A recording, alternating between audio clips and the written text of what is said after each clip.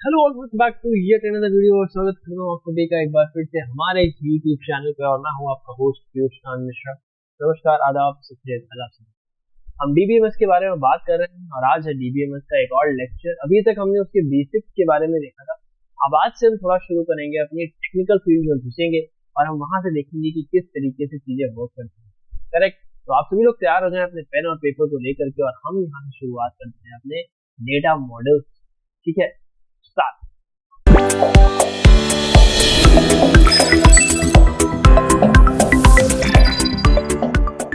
तो अभी तक मैंने कुछ 2-3 वीडियो पहले आपको बताया था डेटा एब्स्ट्रैक्शन के बारे में। डेटा एब्स्ट्रैक्शन क्या होता है कि डेटा को किस तरीके से आप चीजें उसमें वर्क कर रही हैं, या फिर किस तरीके से आप उसको हाइड कर सकते हो। जो भी जरूरी चीजें नहीं है या फिर जो भी जरूरत नहीं है वो आप जाके यूजर्स के लिए ना दिखाओ और वो अपना बैकएंड में चलने दो।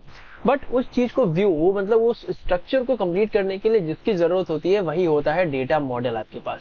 तो अगर मैं क्या बात करूं डेटा एब्स्ट्रैक्शन, मैंने आपको बताया था कि डेटा एब्स्ट्रैक्शन मींस, मैं कुछ डिफरेंट पेन ले लेता हूं ताकि इजी रहेगा मुझे क्लियर करना। हाँ, तो data abstraction means I told you कि भाई hiding details and highlighting essential features. जो एसेंशियल फीचर्स होते हैं उनको सिर्फ दिखाने का है और बाकी चीजें आप हाइड कर सकते हो, राइट। तो इसी को यूज करने के लिए क्या कॉन्सेप्ट आता है डेटा मॉडल का। अगर आप इसकी डेफिनेशन के बारे में जाओगे तो डेटा मॉडल का मतलब होता है कलेक्शन ऑफ कॉन्सेप्ट्स। ओके, ये ज्यादा ही नीचे को चला गया। ठीक है, collection of concepts used to describe structure of database. Database का स्ट्रक्चर किस तरीके से आप डिस्क्राइब करते हो ताकि वो डेटा एब्स्ट्रैक्शन को फॉलो करे, वो जो कॉन्सेप्ट होता है उसको आप डेटा मॉडल बोलते हो। तो डेटा मॉडल कुछ भी नहीं है, वो एक कॉन्सेप्ट है जो कि यूज होता है डेटाबेस के स्ट्रक्चर को डिफाइन करने के लिए। और ये क्या होता है, इसमें आप क्या कर सकते हो, यूजर डिफाइंड ऑब्जेक्ट्स आप इसमें ऐड कर सकते हो। अब यूजर डिफाइंड ऑब्जेक्ट्स का मतलब क्या है?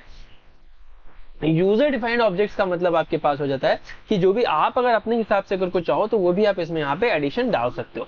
करेक्ट, ठीक है। तो इतना हम यहाँ से क्लियर समझ पा रहे हैं। ओके, ठीक है, तो इतना हमें समझ आ रहा है।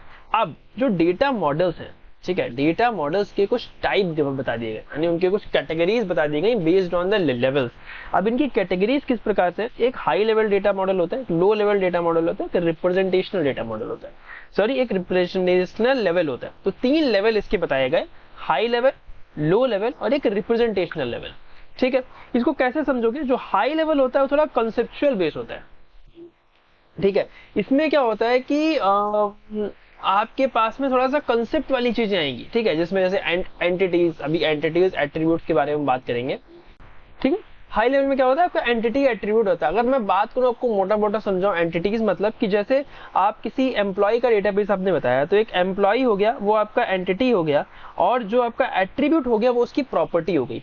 तो एक किसी एंटिटी यानी रियल वर्ल्ड ऑब्जेक्ट और एट्रीब्यूट के बीच का जो रिलेशन होता है उसको क्या बताता है, एंटिटी एट्रीब्यूट मॉडल। और वो चीजें कहां पे आती हैं, आपके हाई लेवल डेटा मॉडल के बीच। ठीक है, वो आपको हाई लेवल में आपको दिखने लग जाता है कि भाई इसमें कॉन्सेप्चुअल बेसिकली क्या चीज है, इसमें एंटिटी रिलेशनशिप आता है, वो हम आगे पढ़ेंगे। और बेसिकली इसमें क्या कहता है, कॉन्सेप्चुअल वाली चीजें आती हैं जो कि कॉन्सेप्ट ज्यादा होता है। ठीक, अगर मैं रिप्रेजेंटेशनल की बात करूं तो इसमें थोड़ा सा हायरार्किकल मॉडल आ जाता है। ठीक, इसमें थोड़ा वाइड रिलेशनल डेटा मॉडल, इसमें भी डेटा मॉडल रिलेशन होता है बट इसमें थोड़ा वाइड तरीके से आता है, मतलब थोड़ा खुला फैला चीजें होती हैं। इसमें रिकॉर्ड ज्यादा आते हैं और बेसिकली इसमें कंस्ट्रेंट्स होते हैं, लैंग्वेजेस होती हैं, ऑपरेशन होते हैं, ये चीजें होती हैं। ठीक, वहीं जो फिजिकल डेटा मॉडल होता है यानी लो लेवल, इसको हम क्या बोलते हैं, फिजिकल, जो कि आपके सामने जो प्रेजेंट किया जाएगा, जो यूजर जो देखने वाला होगा वो क्या होगा, वो फिजिकल डेटा मॉडल देखेगा, यानी लो लेवल डेटाबेस। इसमें क्या होता है, how data stored as files, data किस तरीके से फाइल में स्टोर किया जा रहा है। ठीक, कंप्यूटर में किस तरीके से फाइल में वो स्टोर किया जाता है, एक उसका एक्सेस पाथ बना दिया जाता है और वो चीजें वहां पे विजिबल हो जाती हैं। ठीक, तो ये सिंपल सा इतना सा 3 चीजें हैं डेटा मॉडल्स में, एक high level, low level, representational level. जो रिप्रेजेंटेशनल लेवल है उसको आप इंप्लीमेंटेशन बोलते हो, जिसमें इंप्लीमेंटेशन होता है। हाई लेवल को आप कंसेप्चुअल डेटा मॉडल बोलते हो, और जो फिजिकल लेवल होता है यानी लो लेवल, ये लो लेवल हमारे पास में होता है जो कि आपको यहाँ से देखने लग जाता है। ठीक है, समझ रहे हो मेरी बात? तो इस प्रकार से ये आपका डेटा मॉडल का जो रिलेशन आता है वो चलता है। ठीक है, क्लियरली विजिबल, आपको समझ आ गया।